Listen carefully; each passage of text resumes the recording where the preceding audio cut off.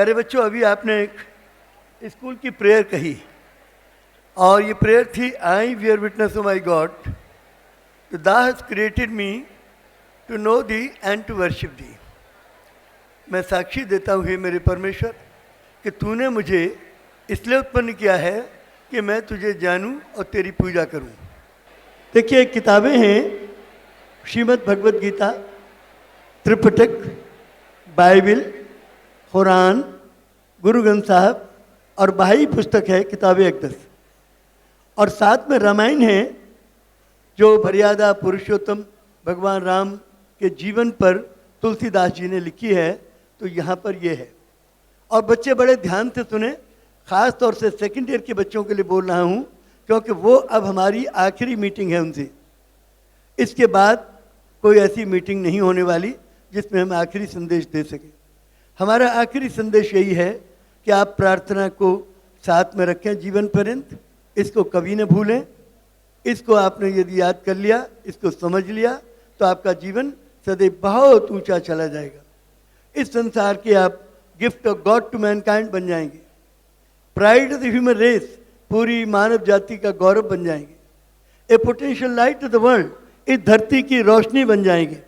आज संसार में रोशनी की बड़ी ज़रूरत है, बड़ा अंधेरा है, चारों तरफ मारामारी है, कत्लेआम है, खून खराबा है, युद्धों की तैयारियां हैं, न्यूक्लियर बम और न्यूट्रॉन बम बन रहे हैं, इंटरनेशनल टेररिज्म है, ग्लोबल वार्मिंग बढ़ रही है, पेड़ों का कटान हो रहा है, बड़ी बड़ी फायर्स, आग हमारे फॉरेस्ट में लगी रही हैं, और चारों तरफ एक तरह से तबाही का आलम है। इस आलम को बदलने के लिए जिम्मेवारी हर उस युवक की है जो समझदार है, जो ईश्वर भक्त है, और जो ईश्वर भक्त है उसकी बहुत बड़ी जिम्मेवारी है। प्यारे बच्चों, दो चीज़ें हमेशा याद रखना, एक भारत की सभ्यता और संस्कृति, इसको कभी न भूलना, और ये है उदार चरिता नाम तो वसुधैव कुटुंबकम। उदार चरित्र वालों के लिए ये पूरी पृथ्वी एक कुटुंब या परिवार है। तो सारी सृष्टि को अपना ही मानना, ये सब जमीन है मेरी, ये आसमान है मेरा, मकीन हर मकान हूँ मैं, हर एक मकान है मेरा। मैं क्यों कहूँ कि बस मेरा वतन ये मुल्क हिंद है, कि मैं हूँ सारे जहान का, सारा जहान है मेरा। यह है उन लोगों की बातें जो उदार चरित्र के हैं। उदार चरिता नाम तो वसुधैव कुटुंबकम। उदार चरित्र वालों के लिए ये सारी पृथ्वी एक कुटुंब या परिवार की तरह है। एक तो इसको कभी न भूलना, और एक आपको गर्व करना अपने संविधान पर, जिसका खास तौर से अनुच्छेद 51 एक ऐसा अनुच्छेद है जो कल को जो वर्ल्ड गवर्नमेंट बनेगी उसके लिए प्रावधान हमारे मनीषियों ने अपने संविधान में रख दिया। ऐ दुनिया के लोगों, इस दुनिया को बचाने के लिए, इस संसार को बचाने के लिए हम तुम्हें एक चीज़ दे रहे हैं, तोहफा दे रहे हैं, और वो तोहफा है भारतीय संविधान का, और वो तोहफा है भारतीय संविधान का अनुच्छेद 51, जिसमें लिखा है द स्टेट शैल एंडेवर। यदि वर्ल्ड की गवर्नमेंट बनेगी तो वो भी यही करेगी। वर्ल्ड की government should endeavour, world government should endeavour a to promote international peace and international security, be maintain just and honourable relations between nations, C foster respect for international law, and D encourage settlement of international disputes by arbitration।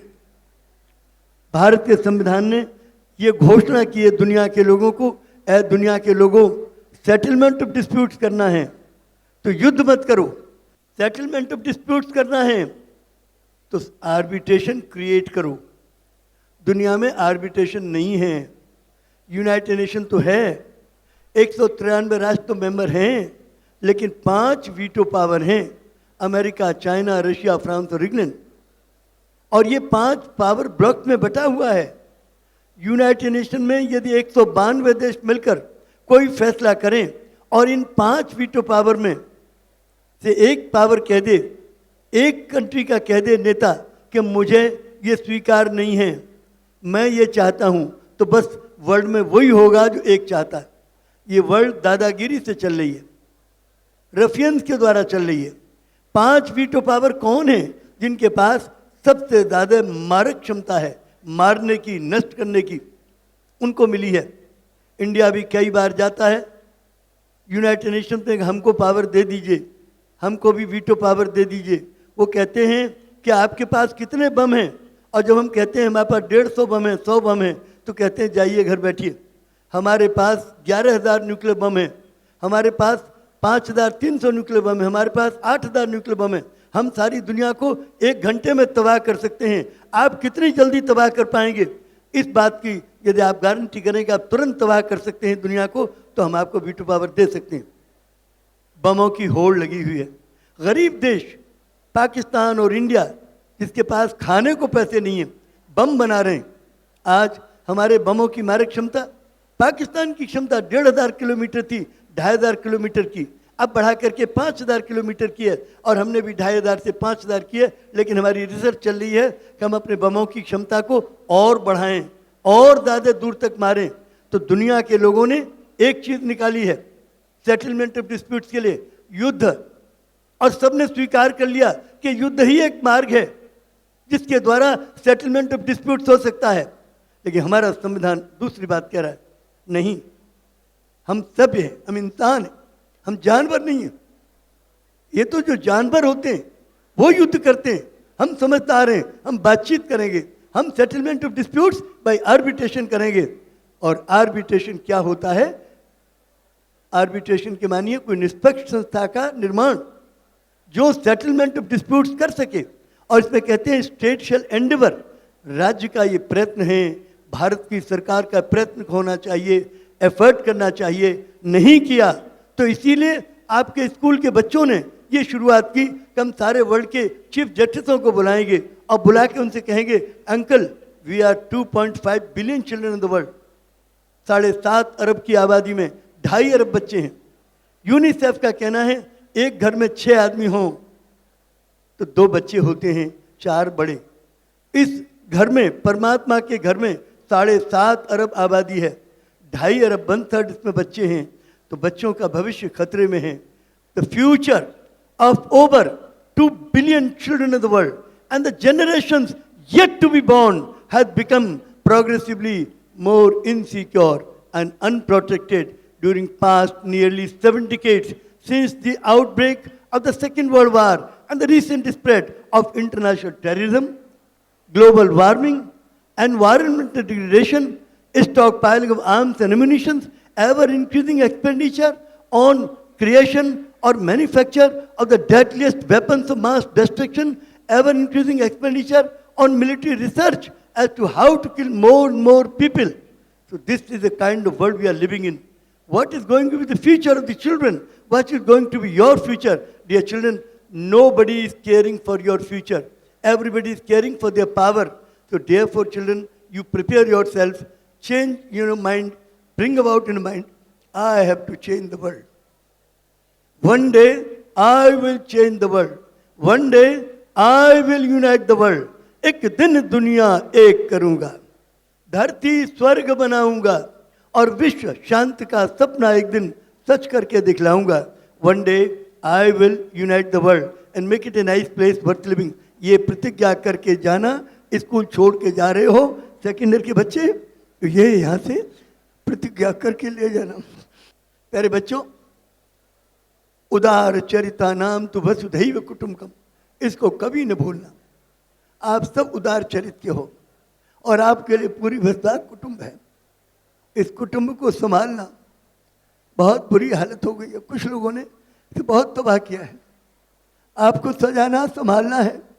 CMS के बच्चे जो बचपन से ही सीख रहे हैं जय जगत, पूरे जगत की जय हो, जो बचपन से सीख रहे हैं विश्व का कल्याण हो, जो बचपन से सीख रहे हैं हम विश्व की व्यवस्था बनाएंगे।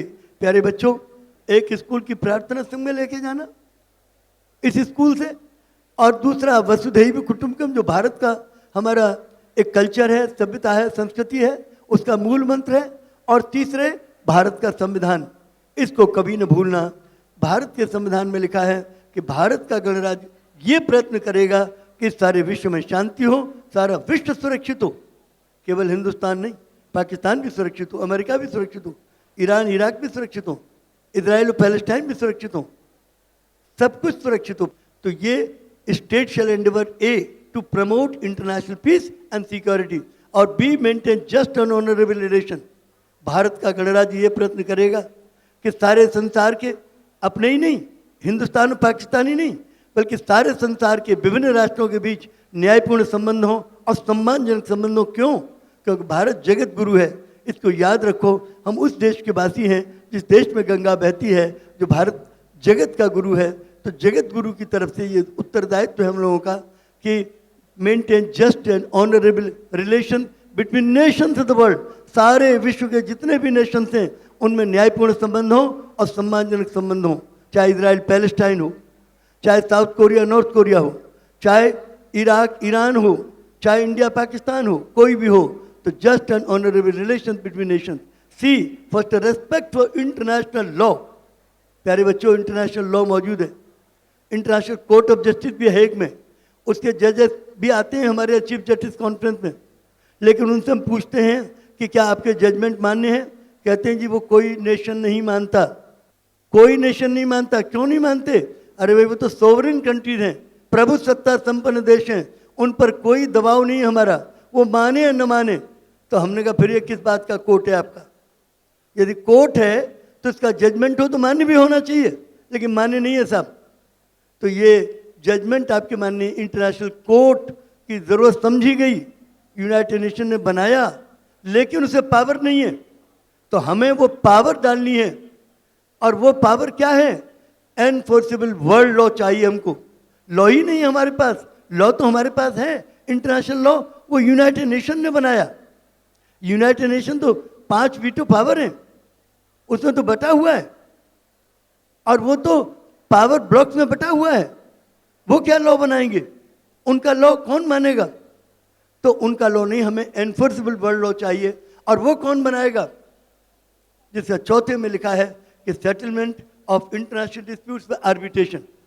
इंटरनेशनल डिस्प्यूट्स का आर्बिट्रेशन कौन सा हो? वर्ल्ड की पार्लियामेंट करेगी। पुराने ज़माने में, हम तो गांव के रहने वाले हैं, हमने देखी अपने घर की पार्लियामेंट। दादा और दादी पार्लियामेंट के स्पीकर और चेयरमैन होते थे, और हम सब भाई बहन मिल कर के बैठ जाते थे। माताजी पिताजी भाई बहन, हमारी भाभियाँ सब बैठती थी, और दिन भर के शिकवे शिकायत और गिले सब उनके सामने रखते थे। और वो सुनने के बाद दूसरे से पूछते भाई तुम्हारी शिकायत है, तुम बताओ। वो खड़े होकर कहते थे कि दादाजी इसने हमसे ऐसा बोला, और वो दादाजी दोनों तरफ की सुन के फैसला देते थे, और एक दूसरे से कहते थे माफ़ी मांगो, और वो फैसला हो जाता था। तो ये दादा दादी जो होते थे घर में, हमारे बुजुर्ग, वो हमारी पार्लियामेंट थी। सब मिल के बैठते थे और सब अपनी बात कहते थे, एक फैसला होता था। प्यारे बच्चों, आज दुनिया को चलाने के लिए भी एक वर्ल्ड की पार्लियामेंट की ज़रूरत है, ऐसी जिसकी बात सब माने। दादा दादी हमारी पार्लियामेंट थे, और उनकी बात को सब लोग मानते थे कि दादाजी हम अब गलती नहीं करेंगे, कान पकड़ते हैं और पैर छूते हैं इनके हम। इस तरह से दादा दादी फैसले करते थे। तो प्यारे बच्चों, आज हमें इस दुनिया को चलाने के लिए भी एक वर्ल्ड की पार्लियामेंट चाहिए। तो तुम बड़े होकर इस वर्ल्ड की पार्लियामेंट करना। इतने वर्षों से तुमने चीफ जस्टिसों से बातचीत की है, उनसे प्रश्न किए हैं, उन्होंने आपके उत्तर दिए हैं। अब आप जा रहे हो, एक तो ये कि मौका लगे तो चीफ जस्टिस कॉन्फ्रेंस में ज़रूर आना। इस साल ये 9 तारीख से 15 तक है, नवंबर में, यहीं कानपुर रोड ब्रांच में होगी CMS में। तो इसमें बहुत सारे चीफ जस्टिस जजेस और कई देशों के राष्ट्रपति वगैरह आ रहे हैं। तो आप फिर कोशिश करना, आ सकें तो ज़रूर आइएगा, कम से कम सैटरडे संडे ज़रूर आ जाइएगा, छुट्टी के दिन हो सके तो इसको भी ख्याल रखना कि तुम्हें इस दुनिया को एक करना है। और ये चारों क्लॉजेज हैं, तुम्हें वर्ल्ड की पार्लियामेंट क्रिएट करनी है बड़े होकर, जिससे कि वर्ल्ड की पार्लियामेंट बनेगी तो उससे वर्ल्ड की गवर्नमेंट बन जाएगी, वर्ल्ड की पार्लियामेंट बनेगी तो उसका वर्ल्ड कोर्ट ऑफ जस्टिस भी बन जाएगा, वर्ल्ड की पार्लियामेंट बनेगी तो वर्ल्ड की सारी व्यवस्था हो जाएगी, वर्ल्ड लॉ भी क्रिएट हो जाएगा। कि वर्ल्ड की पार्लियामेंट होगी तो वर्ल्ड लॉ होगा, और उसमें कोई वीटो पावर नहीं होगी। तब फिर इस दुनिया में कानून का राज होगा। और जैसे हमारी हिंदुस्तान की सरकार है, तो सभी हमारी प्रदेश सरकारें थोड़ी थोड़ी सोवरेनिटी देकर हमने एक भारत सरकार बना ली, और हमारी अपनी सोवरेनिटी है। सोवरेनिटी माने हम अपने कानून बनाते हैं। हमारी अपनी असेंबली है, बिहार की अपनी है, महाराष्ट्र की अपनी है, लेकिन हमने अपने देश को चलाने के लिए एक भारत की सरकार बना रखी है। तो इसी तरह दुनिया भर के सभी देशों को, जैसे कि डॉक्टर राधाकृष्णन ने कहा था कि थोड़ी थोड़ी सोवरेनिटी हर कंट्री को देकर एक व्यापक सोवरेनिटी तैयार करनी चाहिए जो दुनिया को बचा सके। पंडित नेहरू ने कहा था, either the world will unite और इट विल पेरिश, या तो दुनिया एक होगी या दुनिया नष्ट होगी। महात्मा गांधी जी ने कहा था, इस दुनिया के लिए एक फेडरेशन ऑफ द अर्थ की जरूरत है। यदि विश्व की फेडरेशन न बनी तो ये नहीं चल पाएगा। हमारे डॉक्टर राम मनोहर लोहिया ने विश्व विकास परिषद बनाई थी, world development council, leading to the formation of a world parliament. He wanted to form a world parliament, और इसके लिए उन्होंने विश्व विकास परिषद बनाई थी। तो प्यारे बच्चों, हमारे हिंदुस्तान के मनीषियों ने भी बहुत काम किया, और विदेशों में भी बहुत लोगों ने, गोर्बाचोव जो यूएसएसआर के राष्ट्रपति थे, उन्होंने कहा कि वर्ल्ड गवर्नमेंट बनाए बिना इस वर्ल्ड को नहीं बचाया जा सकता। विंस्टन चर्चिल ने कहा कि वर्ल्ड लॉ न बना तो दुनिया जल के राख हो जाएगी। अमेरिका के राष्ट्रपति आइजनहोवर ने भी कहा कि दुनिया को बचाने का एक ही उपाय है कि दुनिया एक हो जाए, एक लॉ बनाए, एक पार्लियामेंट बनाए, एक कानून बनाए। प्यारे बच्चों, दुनिया के हर व्यक्ति ने यही काम किया है। एक व्यक्ति, कहते हैं ना, अकेला चना क्या बाहर फोड़ेगा? हाँ, अकेला चना भी हो लेकिन उसमें ईश्वर की भक्ति हो, उसके अंदर जज्बा हो ईश्वर की सेवा करने का, बहुत कुछ कर सकता है। गांधी जी में क्या था? एक ही व्यक्ति थे, जज्बा था प्रभु की भक्ति करने का, और उन्होंने हिंदुस्तान को ही नहीं, गांधी की आंधी में 54 देश जहां उपनिवेशवाद था, अंग्रेज का शासन था, वो आंधी में हवा की तरह उड़ गए। हिंदुस्तान ही नहीं, 54 देश भी दुनिया के आबाद हुए। और फिर पंडित नेहरू ने क्वीन के साथ, क्वीन एलिजाबेथ के साथ मिलकर एक कॉमनवेल्थ बना दिया 54 देशों का। एक व्यक्ति क्या नहीं कर सकता? एक मदर तेरेसा ने आज लाखों करोड़ों गरीब असहाय लोगों की सेवा के लिए सारे दुनिया में केंद्र बना दिए। एक मामूली सी टीचर थी कलकत्ता के अंदर, 150 रुपये महीना तनख्वाह थी, लेकिन जब उनके दिल में ईश्वर का प्रेम उमड़ा तो कितना एक व्यक्ति क्या नहीं कर सकता। एक ही तो अब्राहम लिंकन था, मोची का लड़का, जूते काटने वाले का, ये जूतों पे पालिश करते थे, और उनका लड़के ने democracy for the people, of the people, by the people का नारा दिया। अमेरिका को, उन्हें काले गोरे के भेद को मिटा दिया। हर गोरों के स्कूल में काले बच्चे पढ़ने के लिए दे दिए, हर होटल में कालों को दे दी जगह उसने, और उसने 50 जो उनके राज्य थे अलग अलग, वो देश थे एक तरह के, उन सबको मिला के एक यूनाइटेड स्टेट्स ऑफ अमेरिका बना दिया। ये मोची का लड़का था। प्यारे बच्चों, जज्बा हो तो क्या नहीं कर सकता एक आदमी। वुडरो विल्सन, जिसने देखा कि 14 से 18 तक भयंकर युद्ध छिड़ गया है, प्रथम विश्व युद्ध, वो अमेरिका का राष्ट्रपति बना। उसने देखा कि तो दुनिया तबाह हो जाएगी, उसने वर्ल्ड के लीडर्स की मीटिंग बुलाई और लीग ऑफ नेशंस बना दिया 1918 में, और 20 बरस तक इस दुनिया में कोई लड़ाई नहीं हुई लीग ऑफ नेशंस बन जाने के कारण। यह थे सिटी मॉन्टेसोरी स्कूल के संस्थापक प्रबंधक एवं प्रख्यात शिक्षाविद डॉक्टर जगदीश गांधी, जिनका मानना है आज मानव जाति को जय जगत के नारे को बुलंद करने की आवश्यकता है तथा विश्व में वास्तविक शांति लाने के लिए बच्चे ही सबसे सशक्त माध्यम हैं। डॉक्टर गांधी द्वारा शिक्षाप्रद आध्यात्मिक बातें इन प्रतिष्ठित चैनलों द्वारा नित्य प्रसारित की जाती हैं तथा रोजाना उनके विचार CMS FM रेडियो 90.4 मेगाहर्ट्ज से भी प्रसारित किए जाते हैं। छात्रों, शिक्षकों व अभिभावकों के मार्गदर्शन हेतु डॉक्टर जगदीश गांधी द्वारा लिखित पुस्तकें Sahitya Bharati International, Newman Group, 4C, Ansari Road, Daryaganj, New Delhi 110002 से प्राप्त की जा सकती हैं। To heal the world with the power of Jai Jagat, City Montessori School since 1959 has been actively working to construct the defenses of peace in the minds of students, for which CMS in the year 2002 was awarded with the UNESCO Prize for Peace Education, a Guinness World Record holder for being the largest city school in terms of number of students enrolled. CMS education revolves around the twin poles of godliness and globalism through 4 pillars of education, namely universal values, excellence in all things, global understanding, and service to humanity. It is no wonder that City Montessori School's Gomti Nagar first campus has been awarded first prize for academic reputation at all India level by the Education World magazine in its India School rankings of 2015. It is also awarded first prize for being the best co-ed school in Lucknow as well as in Uttar Pradesh. CMS founder Dr. Jagdish Gandhi has been motivating parents and generations of good and smart children through holding special prayer assemblies and divine education conferences.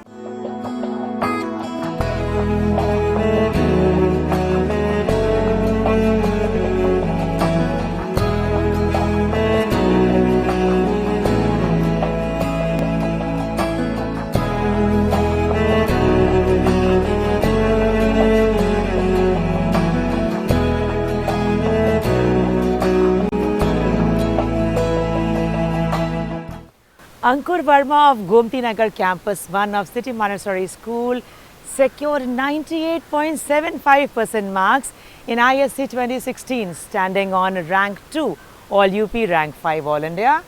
Ankur is so elated, happy. Yes, ma'am, very happy. Yeah. It is indeed a great moment for me to see my wishes come true, and the dreams that I had dreamt of 2 years back, getting them materialized all of a sudden, it's real joy. And guess where the inspiration comes from Shruti Agarwal, a topper from year before last from the same campus who secured 99.25% marks. How did it all happen?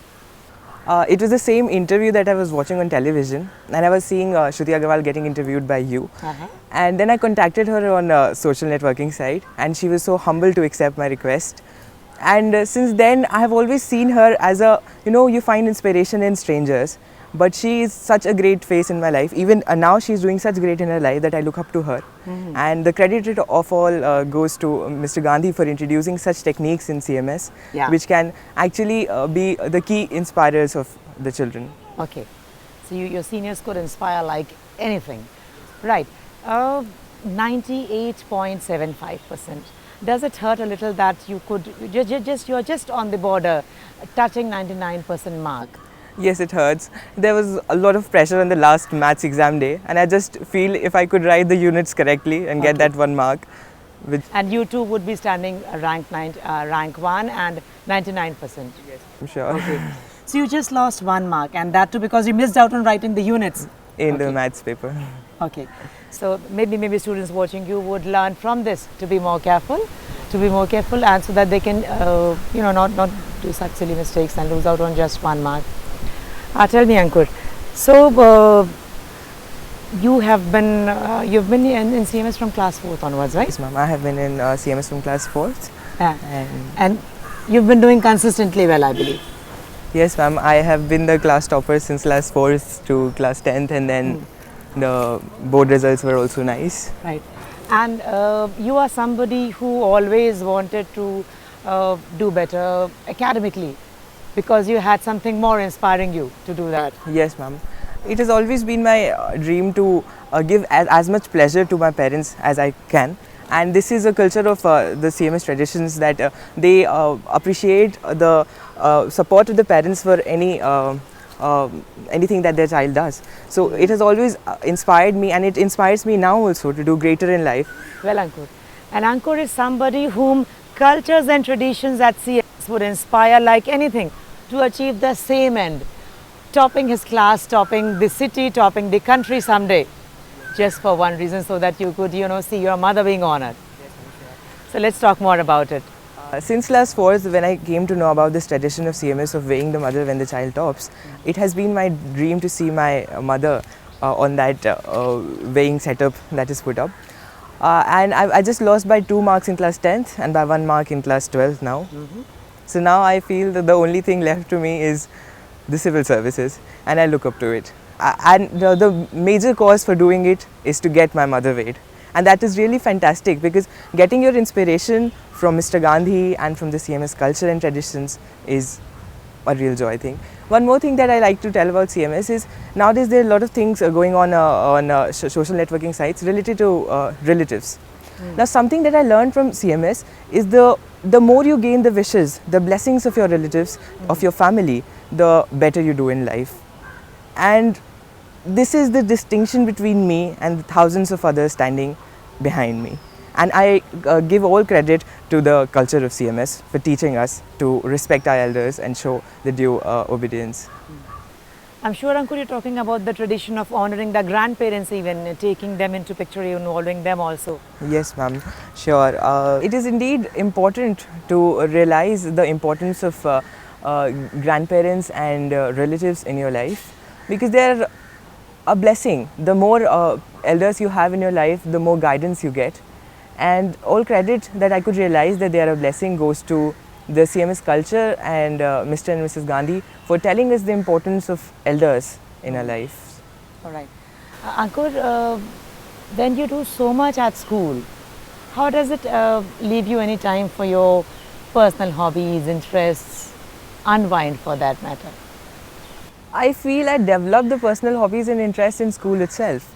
And yes, it is indeed important to be involved in activities to keep yourself away from distractions. As you know, the modern day is full of distractions, but you have to develop your interest in various fields other than academics. For that instance, I love paper and colors. I have been, all my school softboards were always decorated by me, and everybody was looking up to me for this very thing. All right, Ankur, what more at CMS you find so interesting that could inspire you? The determination and the dedication of the teaching staff or the innovation department is another one more interesting thing that I find about CMS. Right. And after school sitting for 2 hours with teachers just to discuss the topics that we didn't understand in our classes was one thing that added the much needed effort to my efforts. As you know, and smart studies is the easiest thing that you can learn in CMS and is the most difficult thing to learn in other schools. So it is a blessing that I could be a part of CMS and learn this key thing, which will not only help me to achieve the little success of life, but the greater triumphs, to go through the vicissitudes of life and achieve pinnacles of success. It is indeed important to be smarter in your work than to be a hard worker. शिक्षात्मक सांस्कृतिक कार्यक्रम एवं चिंतन हेतु विश्व एकता सत्संग में आप सभी सपरिवार सादर आमंत्रित हैं।